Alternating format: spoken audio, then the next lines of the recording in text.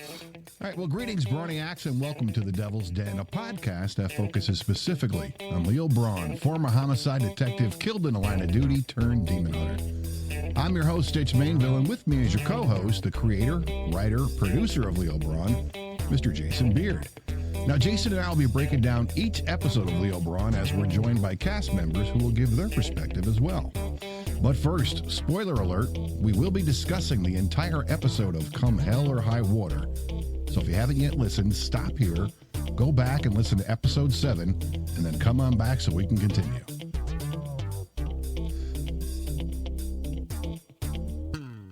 Okay, so now that you're all caught up, you may have some questions like, who's Paulina Sokolov?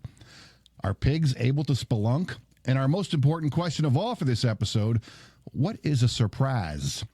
All this and more on this episode of The Devil's Den. Hello, our conversation is just beginning, and right now we say hello to our co-host, the creator of Leo Brawn, Jason Beard. Jason. Surprise, surprise. Surprise, surprise.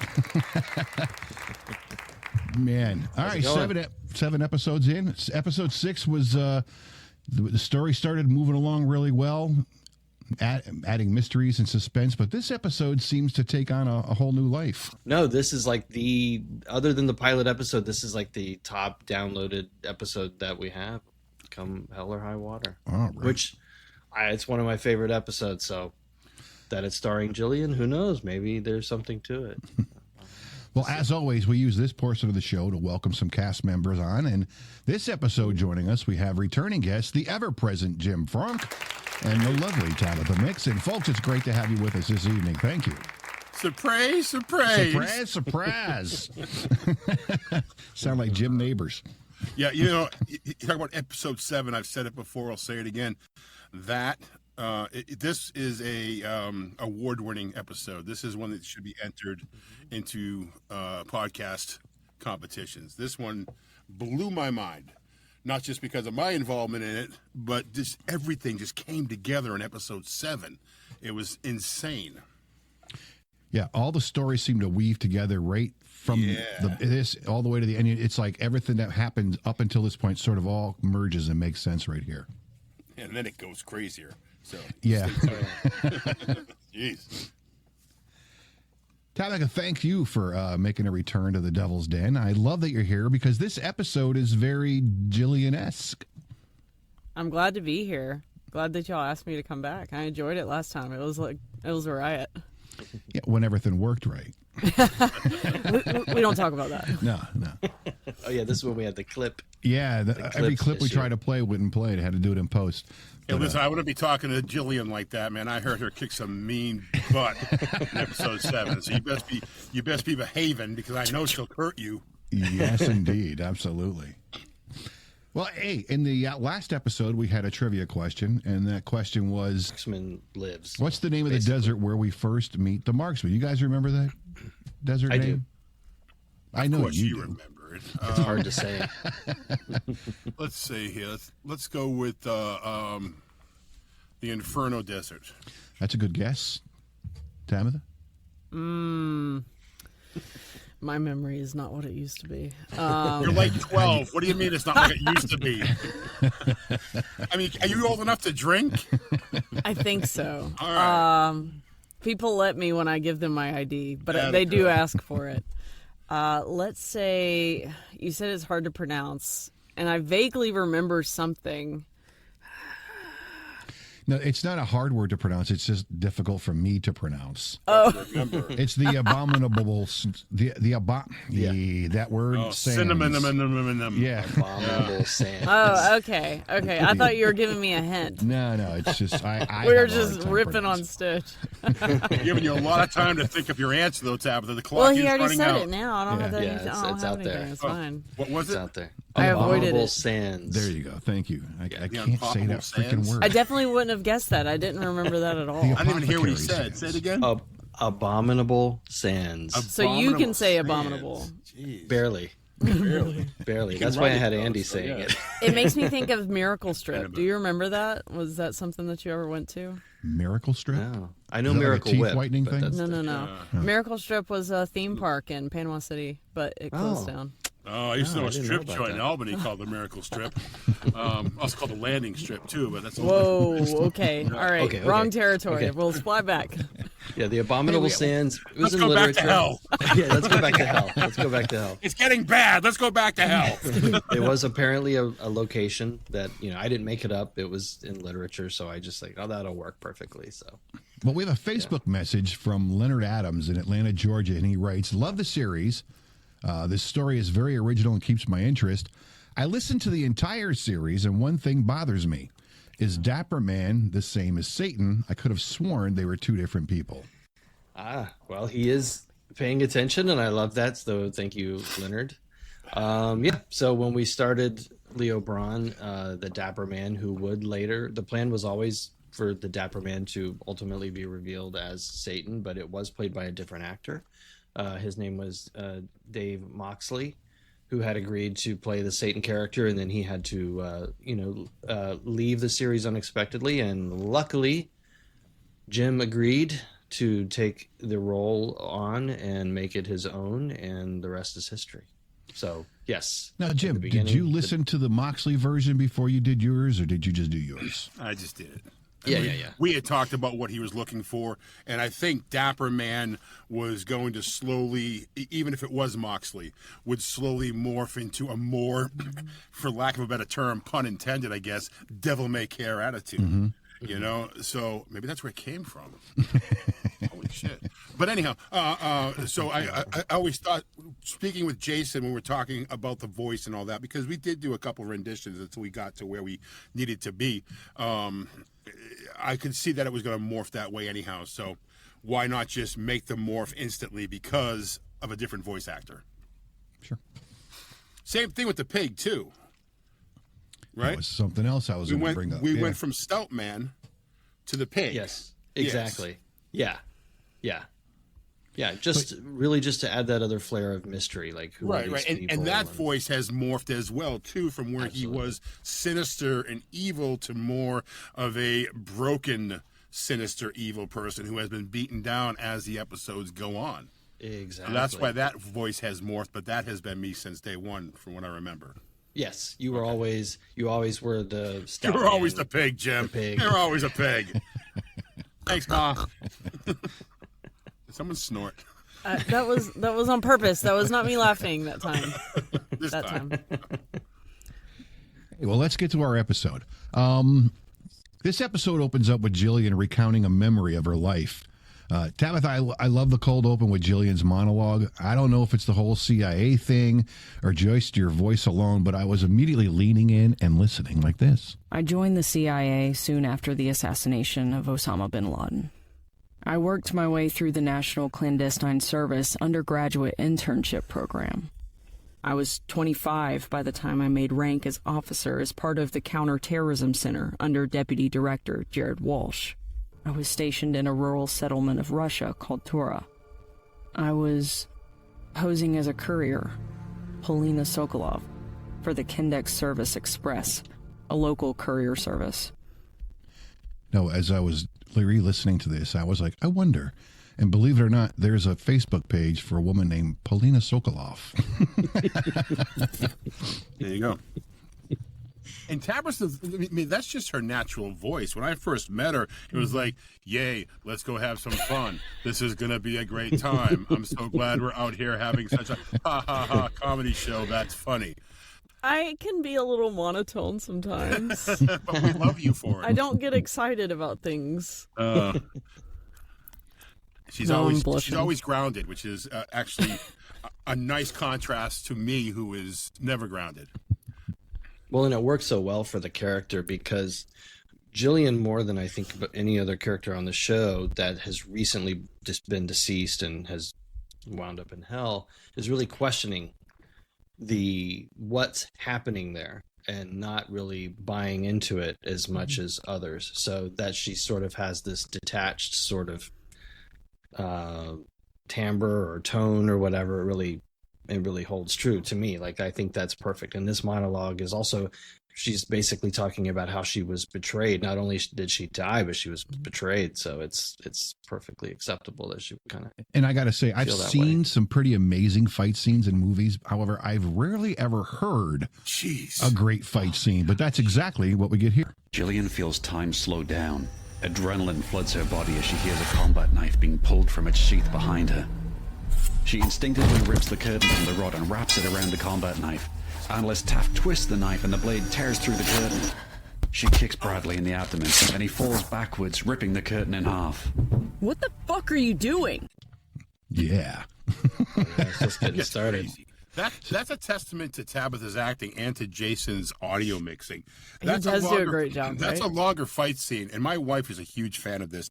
And we were driving on some back road, and this came on, and we literally pulled over to lean in and listen to this fight scene because it was so captivating.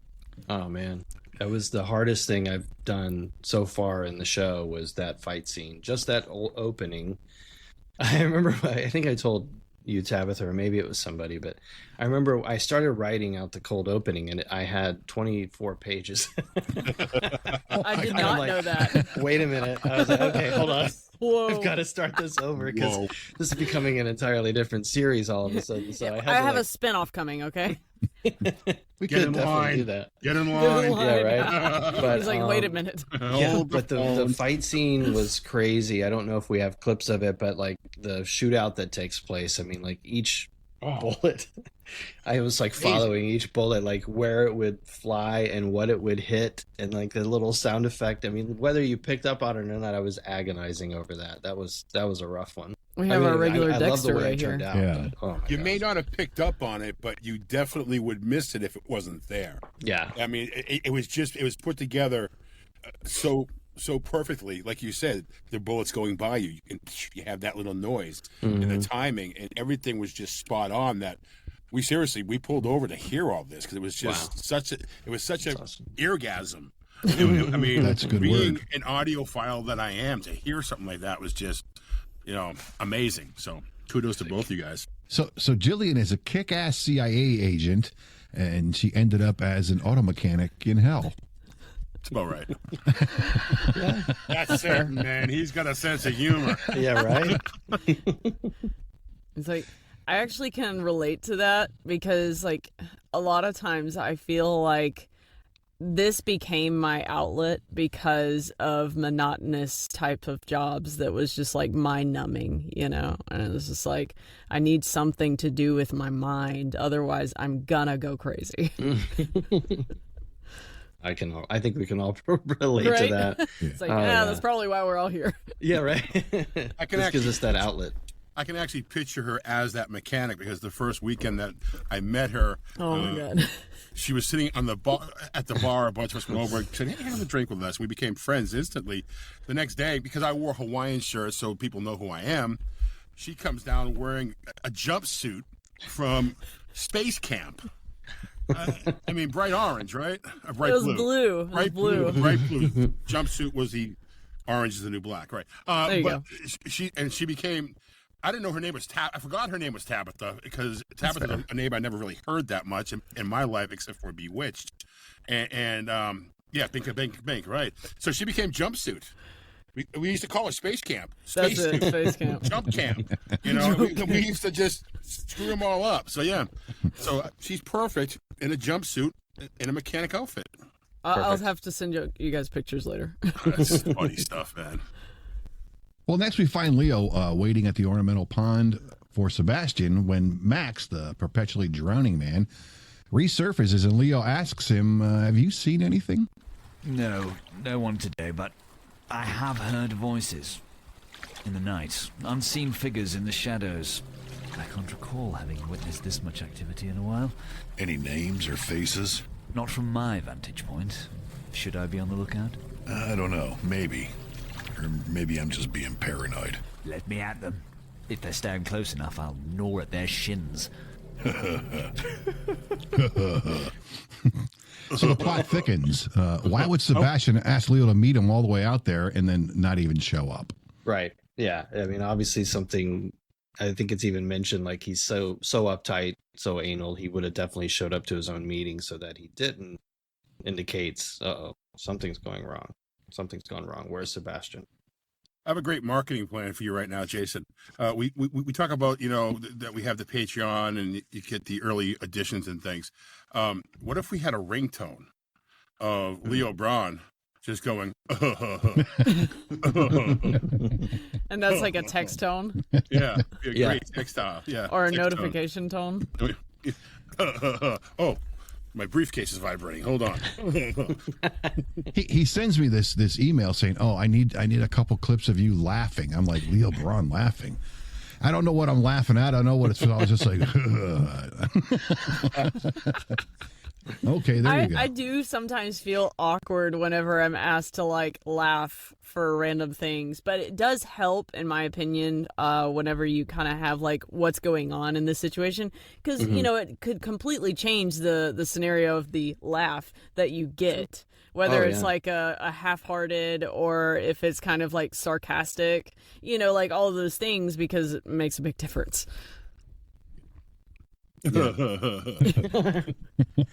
Exactly. Well, then in a remote area of hell, there's a secret meeting out near a cave known as the Malibuj. A fashionable pair of Italian leather loafers slink out of the car, followed by a waft of cigarette smoke. Okay, Piggy, I got your message. Why am I here? Please, follow me. Satan and the pig approach the marksman, who still stands at the mouth of the cave, his long coat waving in a strengthening breeze. This is... We can dispense with the introductions. You are a mercenary and a killer for hire. The one known as the Marksman. Piggy, why am I here? You asked me to trace the source of the silver ring. Whoever sent it to Detective Brawn. The signal points to somewhere inside the cave. Well, I haven't done much spelunking lately, Piggy. So all this goes back to the episode of, episode 1 or 2, where Leo was fighting a demon and he got a silver ring. Correct. It showed up in his briefcase, and the Dapper Man and Stout Man were like, where'd that come from? So this is still being looked into.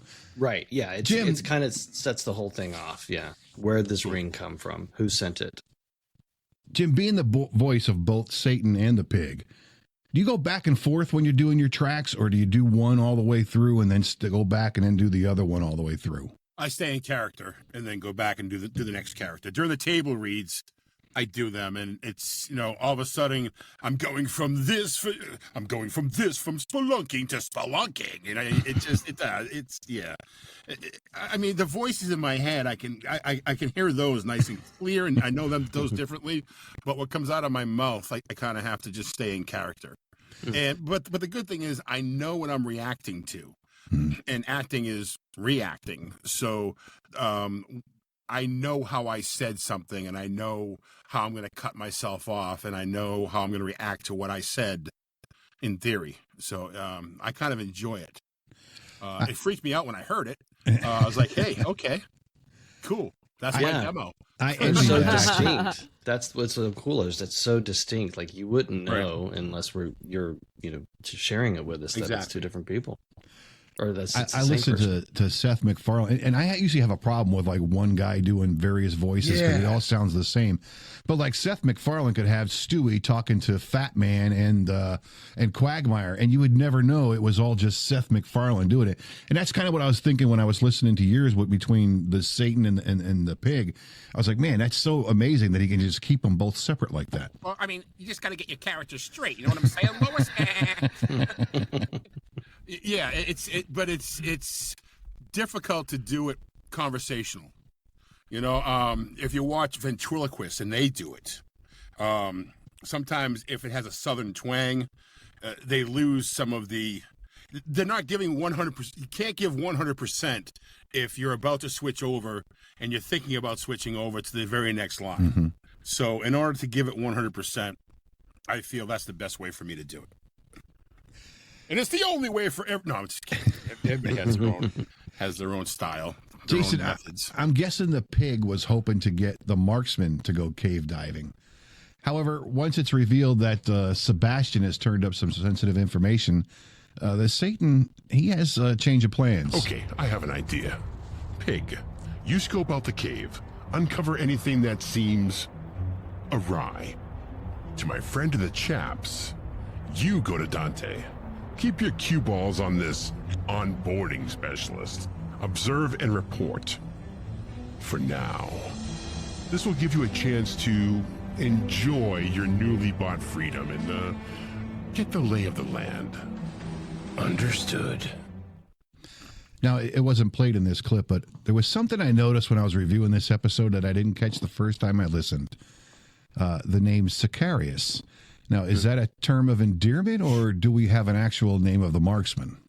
No, it's not the name of the marksman. It's a Latin for assassin, essentially. So Okay. It was basically Satan calling out the marksman for what he is. He's a hired gun. He's a hitman. He's an assassin. So he was just calling him by another name for that, basically. Like, other than just calling him the marksman all the time, I just wanted him to, like, Satan likes nicknames, so that happened to be Satan one. has layers, man. He's like an ogre.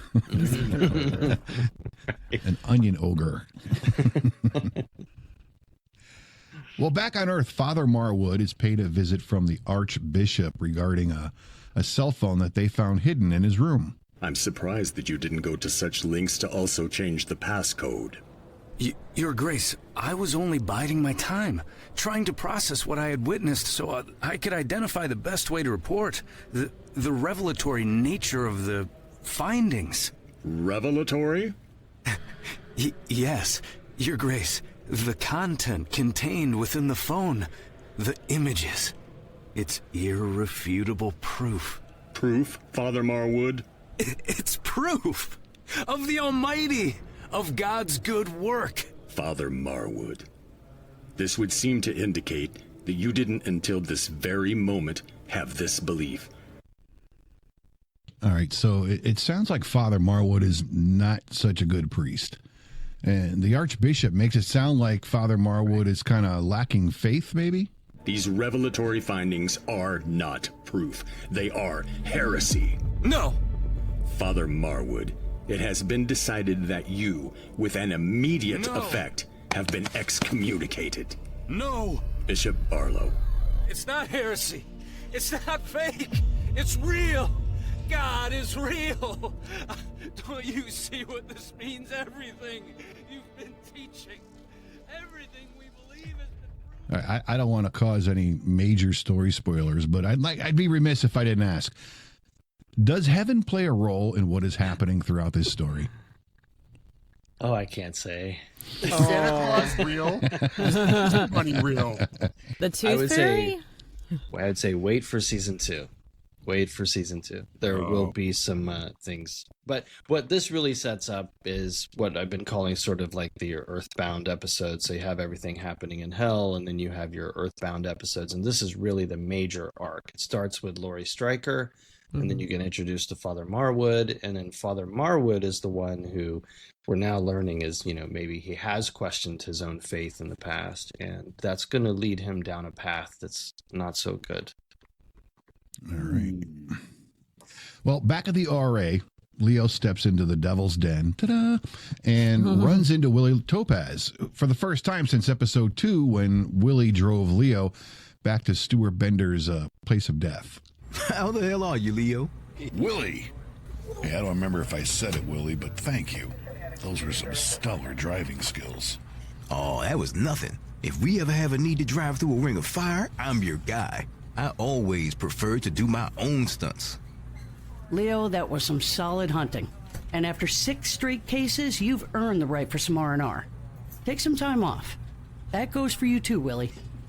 Thanks, Cap. I'll take it. What do you say, Willie? I'm pretty sure I owe you a drink for saving my ass. I'm pretty sure you do too.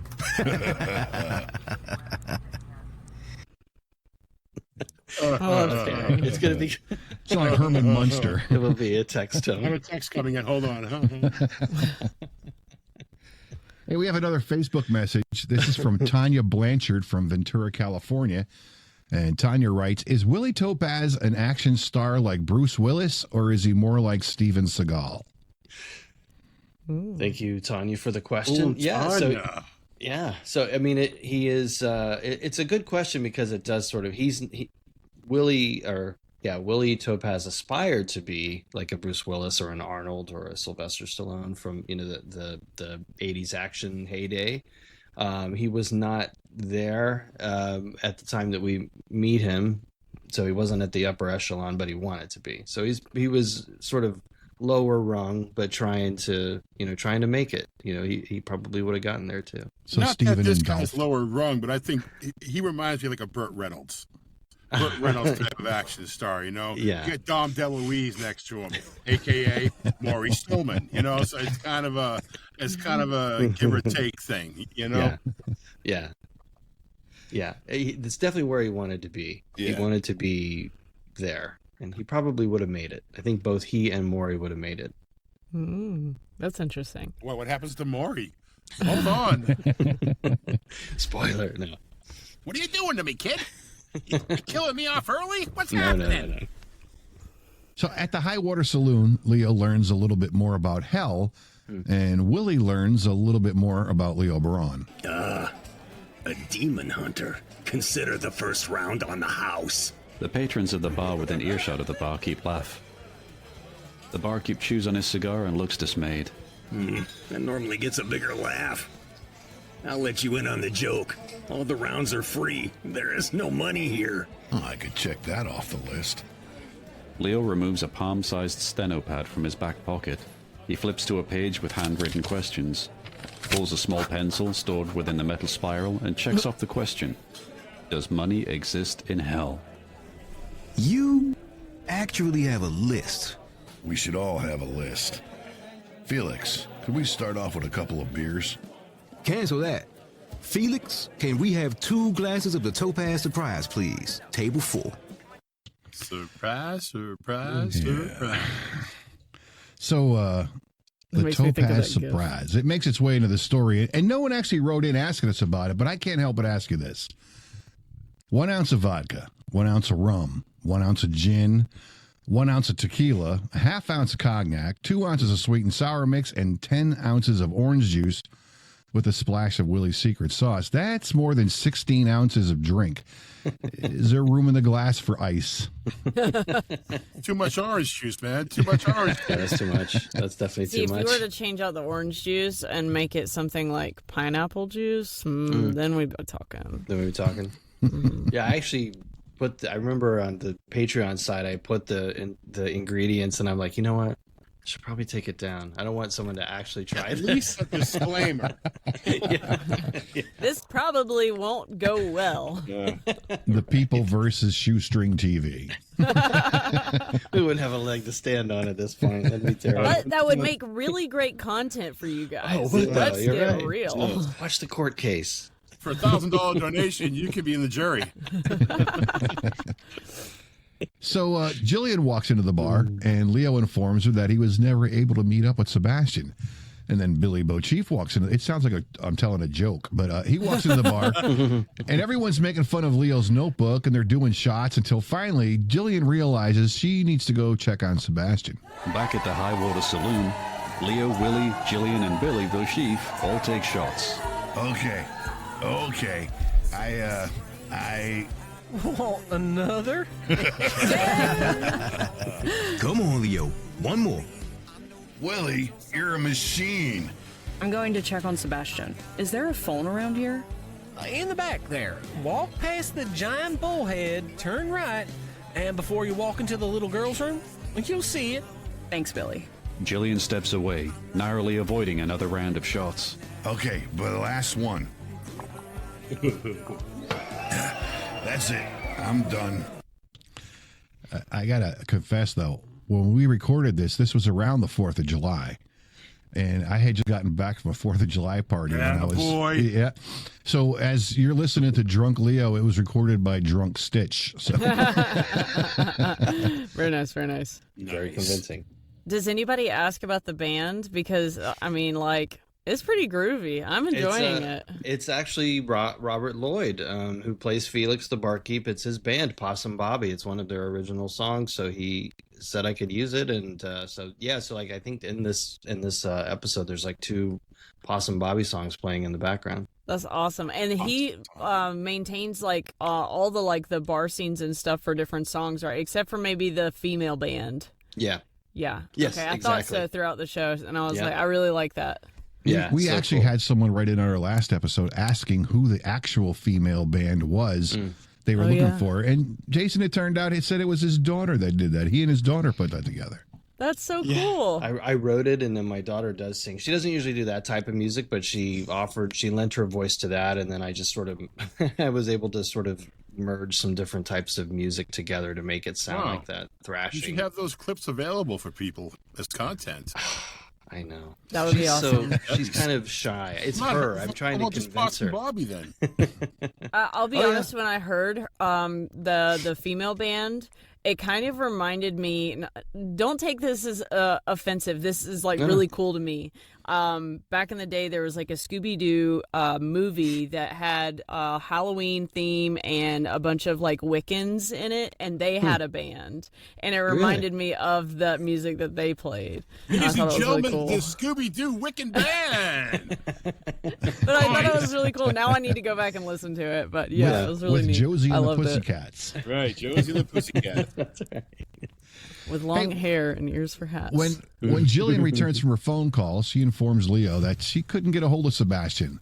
And Leo and Willie, drunk as they are, they agree that they should go look for him. As Jillian returns, Billy Beauchef has moved on to another patron's table to hold court. Jillian, any luck reaching him? I called the office, and they said he left about 30 minutes ago.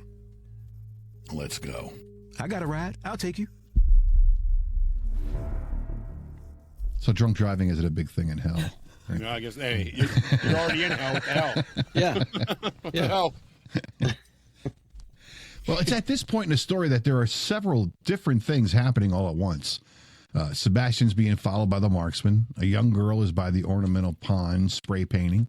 The pig is in a cave, and he stumbles upon something very odd. But before he can investigate any further, we hear him being dragged away. Jason, did you find it difficult to try to add everything that was happening all at once in the production? Not so much writing it, but making sure it all kind of flowed together. Yeah, I think each episode I have sort of a challenge for myself to see if I could do it, because I do try and approach things in a cinematic way. So visually, a montage works very well in film because you can visually see the transitions happening. You can see how it's pieced together. So the whole idea that the end of this episode was, could we successfully do sort of a montage in an audio format and still have it make sense, and have sort of these audible cues so the audience could tell when you're shifting from one scene to the next. So I think it worked, and it was a way of sort of ramping up the suspense and the different things that were all happening in parallel at the same time. We're introducing a lot of information right at the tail end of the episode, but I feel like it kind of did. I think we were successful. I think it worked. You had the pauses. You had the droning music that had you waiting to see, and then all of a sudden you hear the bar come back, or you hear the dripping of inside the cave. So your audible transitions. Yeah, I need a transfusion. Your audible transitions made it possible for that montage to be in the theater of the mind, which is what this is all about. Mm-hmm. Absolutely. I think those little cues are really helpful, especially for people who are like driving while they're trying to listen to this, to kind of like bring them back, like, oh yeah, okay, I remember what this is talking about now, or like give them just the mental clues. The fact to kind that of you keep don't them flash, boom, boom, you have a transition, right? And there's a drone of that Leo Brawn just going on to make the transition. It's I've said it before. You're a talented genius. Brilliant, scary, demented. I don't know what's going on in your mind, why they let you have children, kind of person. But it works for this, so let's roll with it and keep our fingers crossed for the kids. I mean, that's all. Well, hey, after Leo and Willie and Jillian are delayed by a train, they finally arrive at Sebastian's apartment, but things don't look good. Jillian enters Sebastian's apartment to find it ransacked. Drawers pulled out of the dresser, clothes thrown on the floor. A table lamp and a shattered light bulb lay on the carpet. There's blood on the sink. Blood on the sink. Bop, bop, bop, bop, bop. Bop, bop, bop, bop, bop. That's the drone. Bop, bop, bop, bop, Yeah, bop. that I love that. I love that in movies anyway, when there's scenes like that with the droning kind of music. So happy I found that. Brilliant. And the thing is, you have to kind of step it into one another like that. Otherwise, if you took each storyline and tried to make it its own episode, you'd forget a lot about what happened with this person while you're focusing so much on that person. You have to kind of do this mesh, which works out great. Mm-hmm. Do you remember the old sitcom Soap? Mm-hmm. Remember Soap? They Yeah, always absolutely. had 5 or 6 stories that would intertwine in that half hour, and they would all eventually mix together, but they would do the same thing, transition between different scenes. Mm-hmm. The fact that you're able to do that without visuals is amazing. Thank you. Well, the young woman at the pond is spray painting a graffiti on a park bench, and she doesn't realize that someone is standing right behind her. Maximilian is trying to warn the woman about the man in the hoodie, but she's too far away. Miss? Please! Over here! She stops spraying the bench and admires her artwork, unaware that the man in the hoodie is now standing right behind her. And since we've already listened to it, we know the hooded man turns out to be our own Herman E. Coxland. But there's something different about him in this portion. Oh, naughty little girl. You're defacing public property. What? Defacing? What is that? Oh, that's right. You've probably never heard of that before. That's what I love about this place. You want to know why? Sure, Pale Eyes, why? Like a beast after its prey, Herman grabs the woman by the throat and lifts her off the ground. She loses the spray can, which bounces off the bench. The woman wants to scream, but the grip around her throat is too tight. Because here, I can do whatever I want. Okay, so if Herman wasn't creepy before, then there's an air of creepiness there that just kind of exceeds. Yes. And the guy that plays Herman, he has kids too. I mean, this is insane. Yeah, this is where it's like there's these questions in this episode. It's like why was Herman not locked up? And we mentioned it, like the city of Dis, where the really bad people go in hell. Why did Herman, did he not do enough serial killing to reach city of Dis status? One less person. If you get one more person, he needed one more. in. And now he's been, so he's roaming free, and now seemingly given permission to, hey, start, doing your thing again, and he's very happy about that, and very good at it too. And in true Jason Beard form, we end the episode with yet another cliffhanger. Dun, dun, dun. Captain Mangood sits in the Devil's Den at her desk. She's typing up a report when someone enters. Captain Mangood, reporting for duty. Miss Stryker, welcome to the ORA. Yeah. Miss Laurie Stryker makes another appearance, and that's it. That's it for this episode. So a lot was put in there. Now, Jason, is there anything that we might have missed or skipped over? Because we're just kind of condensing it. It's a pretty big episode.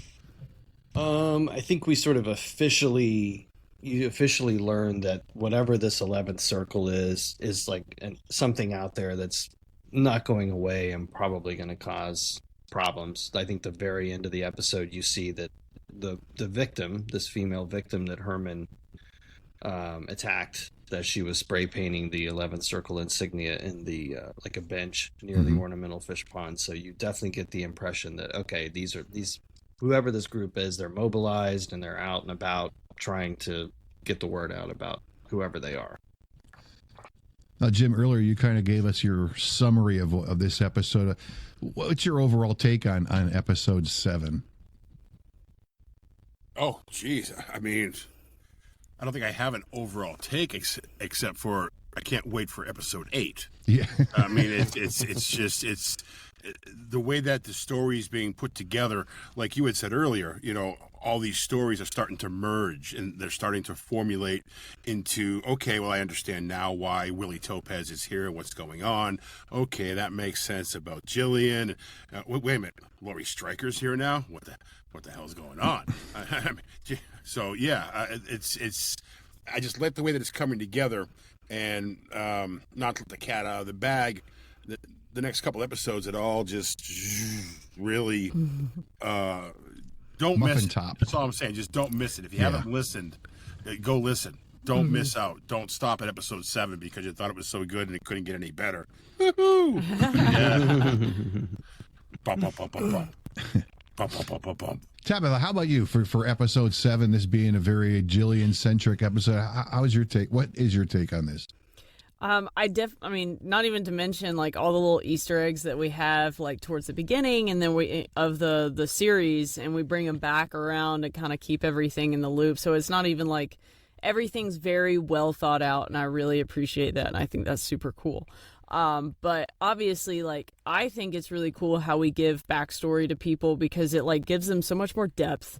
It gives everybody something to relate to, something, to understand the way people think and how they react to what's going on around them as to like why, like you saying, like Jillian doesn't really buy into this whole, hell. And she's just like, well, bump this, that's not right. But, I just think that's really cool. As a voice actor and as actors, to have a backstory, normally we formulate our backstories by what we have for specs, from what they say, the little paragraph that we get about a character. But with Jason, we're having conversations. We're talking about this character. And then the fact that we do backstories in the show about the characters, instead of just Jillian acting like she doesn't really buy into it, we know she doesn't buy into it. And now she knows she doesn't buy into it. So instead of just her formulating that character herself, because Jason said she doesn't really buy into it, she's now hearing it, feeling it. So now moving forward, she knows more about that character when she goes to play that character. There's a lot of layers with the pig that we've talked about. There's a lot more layers coming, too. So there's a whole, But anyhow. A whole slew of ogres. Yeah, a whole slew of ogres. But again, the characters are developing within us as actors. So it's not so much that we're reading the lines, portraying the character. We are the character. We are that person. I am Satan when I read that. A lot of times I'll change lines. A lot of times other actors will change lines because Satan would have said it like this, not like that. And you just got to flow with it and let it go because you become that character. And with the backstories, it's easier now. I did that once. The first time I did, I wrote to Jason. I felt bad doing it, but I was set on it. You wanted me to say something to either my son or the wife, and I was like, I don't think Leo would do that. So we changed to get what I wanted to feel. I wanted to feel comfortable saying things that I thought Leo would say, and not just say something that was written down because it was written down. Yeah. Well, the fact that you are Leo Brawn, the character from day one, by episode 7. You have developed that character even more so. And the fact that that's something that Leo wouldn't say speaks volumes of what you bring to the character and to the role. Right. Because, Jason's not that character. He has his mind in what's going on. I'm sure he has all these details in his mind, and it's his creation, but you got to let the characters flow and develop. Yeah, and I love that. I mean, I don't ever want the text itself to be so precious, like where it has to be line by line. I want, especially because the actors involved are talented, so I want them to have that freedom to create within the space. Because a lot of the time that's where some of the best stuff comes from. It's not necessarily always what's on the page. It's those little inspirations. It's the improv, yeah. I don't know what episode it is. I don't know if it's happened yet, but I went off on a tangent, and I made up all kinds of names for the pig. I'll just give you one: bacon-flavored henchman. But I went off on a little tangent of 5 or 6 of them just in production as I'm reading it, and they ended up in the episode. Oh well. all the stuff that I've done and Willie Topez, Terry Briscoe has done, and other people as improv, it's just because we're the characters and it feels right. And Jason hears it and he's like, they would say that. That's right. Very cool. Well, before we close out the episode, I'd like to give our next trivia question. I think Jason might have spoiled it, though. This episode's question is, to answer Leo's question, Willie assumes Hitler can be found in what area of hell? And the answer to this on our next episode. Jason, as always, man, this has been a pleasure. I want to thank you for bringing us this amazing story. Anything overall for episode 7 for you? I mean, episode 7 was is one of my favorite episodes. It was definitely one of the most challenging ones to put together, but it had so much going for it, and I love the idea that so many of the episodes leading up to this have been either Leo on the hunt, or something happening very dramatic or scary in hell, or on Earth. But I like that this one, it took some of the characters and actually gave them a chance to sort of relax, and you started to learn about them, like what would they be like in real life. They're just hanging out in a bar, having a couple drinks, shooting the shit, that kind of thing. So I loved the idea of that, and I love the idea that they were able to just sort of let their hair down, so to speak, and just relax for a little bit. And I can't wait to get there. Everything's free. A dozen eggs for $0? That's awesome. But it's an one of my all-time favorite episodes, and it really does set the scene for everything that's about to happen. Well, hey, folks, on behalf of Jason and myself, I want to thank you so much for taking time to join us. I had a good time with you guys here tonight. And for all of our listeners, thank you for being such awesome fans of Leo Brawn and listening to The Devil's Den with me, Jason, and our guests, Jim Fronk and the lovely Tabitha Mixon. And don't forget to find us on Facebook for all Leo Brawn updates, as well as patreon.com, where you can sign up to be an RA member and get exclusive Leo Brawn content. And if you haven't already, search for The Devil's Den on Facebook to get your updates on each episode of The Devil's Den, as well as leave us comments and questions. You never know, we might just read yours on an upcoming episode. Hey, Jason, I look forward to having you return for our next episode of The Devil's Den as we review Leo Brawn, episode 8, So Good It Kills. Can I give a quick plug for my Etsy site where you can absolutely. go to right now and you can purchase the ringtone. I was like, where is he going with this? Thanks for having us, guys. Hey, thanks for being here. Always Appreciate a pleasure, it. Anytime. guys. Really great to see you again, my friend.